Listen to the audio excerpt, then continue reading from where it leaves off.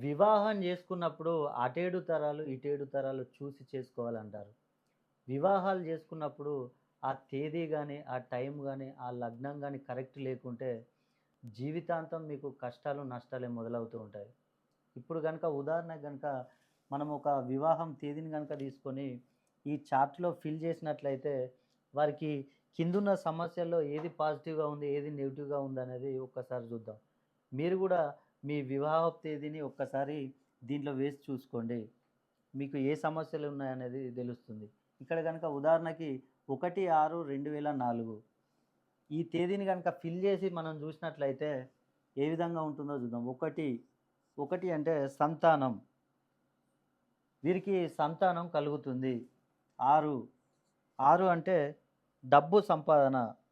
వీరికి డబ్బు సంపాదన అనేది ఎక్కువగానే ఉంటుంది.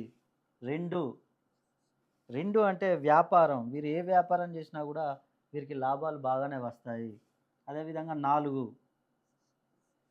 4 అంటే ఆరోగ్యం. ఆరోగ్య విషయంలో గూడా వీరికి బాగానే ఉంటుంది. ఫిల్ గానివి గనుక మనం చూసుకున్నట్లయితే 3, 3 అంటే రిలేషన్‌షిప్. వీరికి రిలేషన్‌షిప్‌లో అనేక సమస్యలు తలెత్తే అవకాశాలు ఎక్కువగా ఉన్నాయి. 5, భార్యాభర్తల మధ్యల గొడవలు.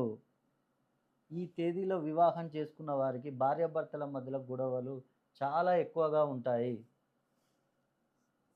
7, రుణ బాధలు. వీరికి రుణ బాధలు గూడా ఎక్కువగానే ఉంటాయి. 8, అత్త, మామ, ఆడబిడ్డ మనస్పర్ధలు.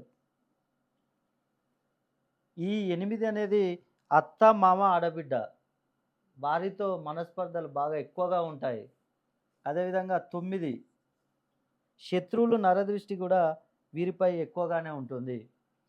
మీరు గూడా ఒక్కసారి మీ వివాహపు తేదీని ఈ చార్ట్‌లో వేసుకోండి.